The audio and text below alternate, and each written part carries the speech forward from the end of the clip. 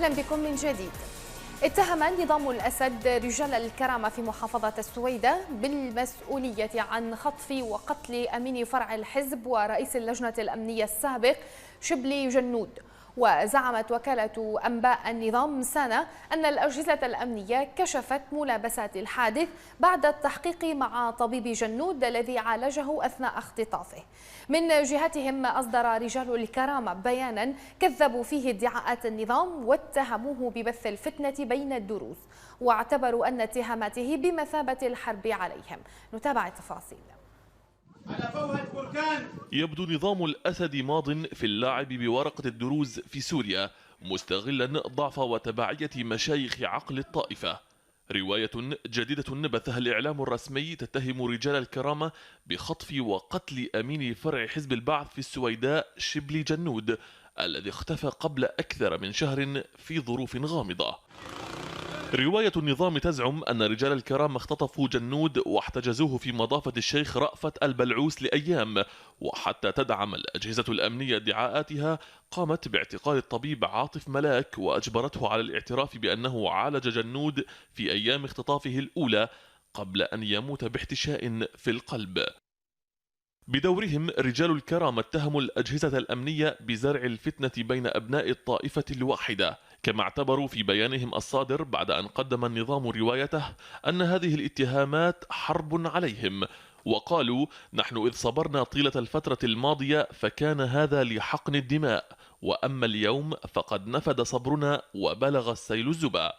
رجال الكرامة وعدوا وفق تعبيرهم بقلب الطاولة فوق رؤوس الجبناء الذين يشعلون نار الفتنة. في مقطع مصور سرب حديثا لاجتماع بين وفيق ناصر ومشايخ العقل الثلاثة، يبدو ناصر موجها حديثه للمشايخ وكأنه يخاطب عناصره في فرع الأمن العسكري، يصدر أوامره، يحرض ويزرع الفتن، وهم أي حكمة الهجري ويوسف جربوع وحمود الحناوي يهزون رؤوسهم بالسمع والطاعة. أيضا كلمة جماعة البلعوس يجب أن تبتر هالجملة، تبتر على الأرض كقوة مسلحة معتدية وتبتر كمصطلح.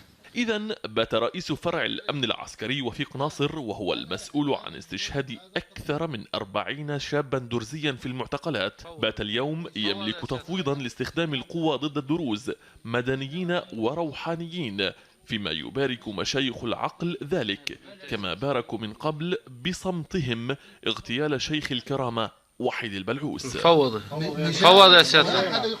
نحن اتفقنا على الكلمة الواحدة: إطلاق يد القانون الدولي بما تراه مناسب. أما رجال الكرامة اليوم فباتوا في مواجهة حقيقية مع نظام الأسد، فبينما تتقاطر حشود كبيرة إلى مضافة الشيخ رأفت البلعوس في بلدة المزرعة لتعلن التضامن معه، هناك في مكان آخر يتآمر البعض تحت إمرة وفيق ناصر على أبناء جلدتهم، ولسان حال رجال الكرامة يقول: يا ديرتي مالك علينا لوم، لا تعتبي لومك على من خان. قراءة في الموضوع مع حسن قنطار سياسي ومعارض سوري ينضم إلينا مباشرة من الريحانية، ومحمد ملك إعلامي ومعارض سوري من اسطنبول مباشرة. نرحب بكم ضيوفي الكرام، وأبدأ معك محمد ملك. طبعا ما هو مدى مصداقية رواية النظام بين أهالي السويدة؟ يعني كيف كان رد فعلهم على ما روج إليه النظام حول حادثة اختطاف وقتل شبلي جنود؟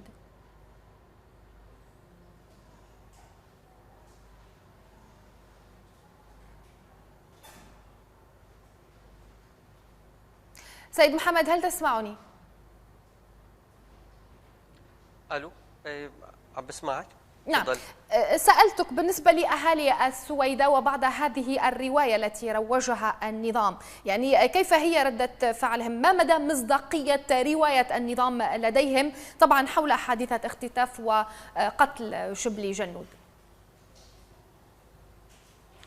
يعني ليس جديدا ما يعيشه يعني أهالي السويداء من حالة التعاطي مع كذب النظام واستمراره بتلفيق الأكاذيب بشكل مستمر ومرة ورا مرة.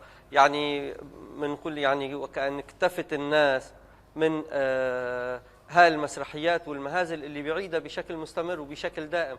يعني مسرحية وافد أبو ترابي ليست إلا فصل من كم المهازل اللي عمله النظام السوري بسوريا طول الوقت. يعني النظام السوري اتهم على تلفزيوناته ناشطين ومعتقلين اعترفوا تحت التعذيب ولا تحت الضغط بجرائم بيستحقوا عليها مليون إعدام، واليوم بنلاقيهم أنه هن أطلق سراحهم وموجودين وعايشين كان بدول الجوار ولا صاروا بكل دول العالم. نظام عم بيخترع كذبات ليعيش فيها يوم ورا يوم حتى بس يمرر هذا الظرف. بخصوص يعني موضوع شبلي جنود، اليوم هذا الحديث ما في يعني نحن اللي كان عم يتابع الوضع من سماعه للفيديو اللي قالوا الشيخ وحيد قبل وفاته بأنه النظام قرر اغتيالنا ونحن بندعي أهالي المحافظة وكوادر السويدة بالبداية أنهم هن يلتزموا، وقال يعني شبلي جنود مطابق علينا. اللي كان بيتابع وبيعرف طبيعة النظام بيعرف أنه مجرد نطق هذا الاسم هذا يعني أنه النظام رح يقوم بتصفية هذا الشخص، وكنا يمكن عم نعد الوقت. اليوم لا جثي لهذا الرجل، اليوم قائمة تفاصيل على اعترافات ما سمعناها، اعترافات يقال أنها قيلت على لسان حدا بحضور أشخاص ولا بحضور مشايخ. اليوم أنا برأيي يعني بعضهم فقد مصداقيته بالمطلق، لأنه هو ما عم يحكي بصفة شيخ ولا عم يحكي بلغة شيخ، اليوم هو عم يحكي بلغة ومفردات أمنية واضحة كثير يعني. واضح. حسن قنطار، طبعا هذه الرواية بمثابة فتنة معلنة، هي حرب كما سماها رجال الكرامة، حرب عليهم اتهامهم باختطاف وقتل شبلي جنود. يعني اليوم النظام يسعى علنا إلى خلق فتنة داخلية بين أهالي السويدة.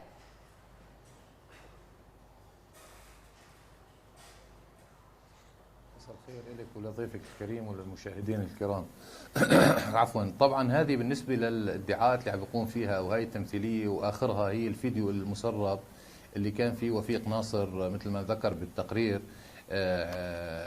هو مش ضابط وهم عناصر، هو مدرس بروضه وهم اطفال، هي مشايخ العقل الثلاثي يعني. واليوم لاول مره انا بقول الثلاثي، كنت استثني الشيخ الحناوي من كل خطاب بنوجه له، ولكن اليوم سقطت ورقة التوت عن الجميع، وبين التآمر على المحافظة بشكل عام.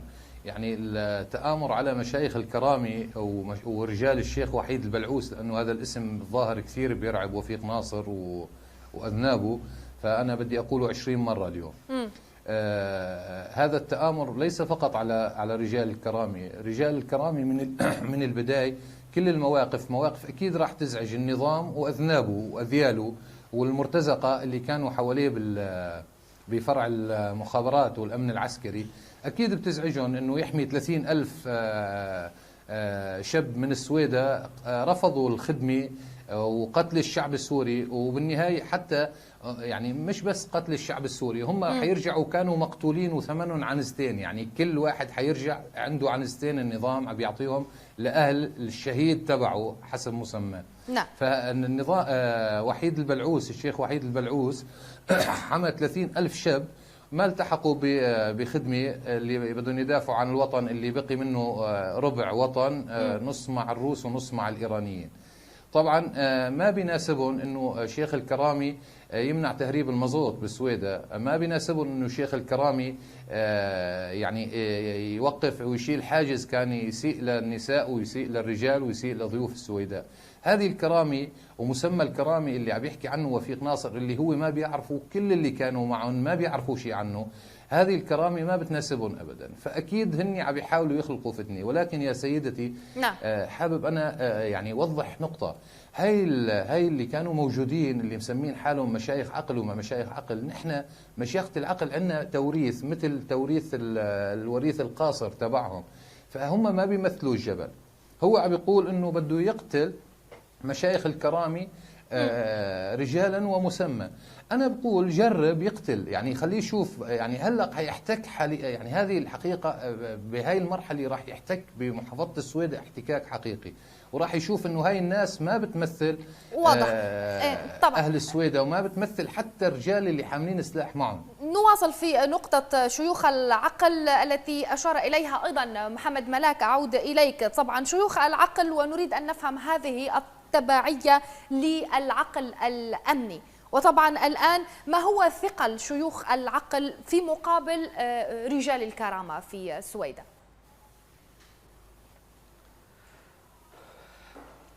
حقيقة يعني الموضوع بالرغم من تعقيده هو يعني سهل التعبير عنه، سهل طرحه بالأمثلة.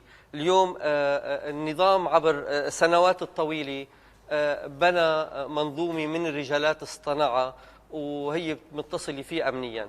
لما كان عنده حدا صفاه وضع أشخاص مكانه بشكل دائم. حالة المفتي حسون ما بتختلف عن حالات ثانية، بيمثلوا زعامات دينية أو جسمانية أو زمنية بأماكنهم. لكن نحن اليوم منفكر أنه مكانة مشيخة العقل صنعوها رجالات عظماء، رجالات مهمين، رجالات علماء، رجالات متدينين، رجالات أخلاقيين، هن اللي صنعوا هذه المكانة لهذا المنصب. اليوم كمان في ناس بينهاروا وبيصغروا على هذا المنصب. نحن لما بنقول مشايخ العقل هذا لا يخص ولا يدين ولا يقلل من منصب مشيخة العقل، لكن من الأشخاص اللي اليوم بيشغلوا هذا المنصب. اليوم اللي مثل ما تحدث ضيفك، الفيديو اللي سمعناه لوفيق ناصر بشهادة وبحضور هذول الأشخاص هو رخصة لقتل أهالي السويداء، رخصة لقتل شبانة، رخصة لاعتقالهم. اللي عم يقول أنه نحن بندعم الدولة الأمنية ولا بندعم الدولة ولا أنا رح أخذ هذا التفويض وأجتمع مع رؤساء الأفرع الأمنية. ماذا فعل هذا الرجل اللي بيدير فرع أمني بالسويداء؟ قتل شباب السويداء تحت التعذيب.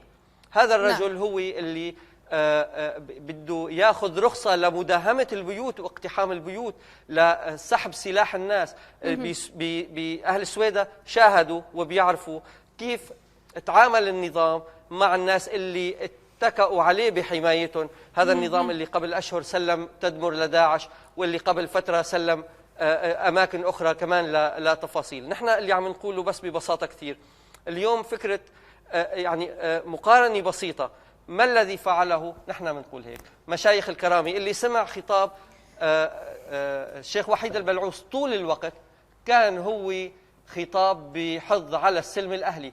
كلما توجهوا له مشايخ العقل بخطاب لإبعاده ولإقصائه كان يقول نحن ما منشق الصف وهن كرامتنا وما زال وحاول يحتفظ بالقصة بشكل دائم، محاولة للمحافظة على السلم الأهلي. وبعد اغتيال الشيخ وحيد البلعوس كان خطاب رأفت البلعوس ممثلا لمشايخ الكرامة خطاب متوازن، خطاب عقلاني، أشاد فيهم بمحاولة لاستعادة هذه اللحمة وإبقائها والحفاظ عليها، لكن في إصرار على أنك تكوني أنت رهينة للحل الأمني اللي كل الناس اليوم بتعرف يعني خواء، وبتعرف أنه قديه هو حالة خطرة وحالة مسيئة للسويداء، وقديه رح تنعكس موت هذه الرخصة، هذا التفويض رخصة بالقتل، ورح تدفع السويداء وشباب السويداء ثمنه. وأنا بقول أنه يعني نحن على ثقة أنه السويداء وشباب السويداء فيهن وعي وفيهن معرفة لما يحصل. على ذكر الوعي أعود إليك سمير قنطار. طبعا وفيق ناصر من أين يستمد هذه حسن قنطار؟ طبعا السؤال إليك، يعني وفيق ناصر من أين يستمد هذه القوة في المحافظة وإلى اليوم بعد 5 سنوات من الثورة السورية؟ التأييد الشعبي بالنسبة للنظام وطبعا رجال الدين في السويداء كيف هو؟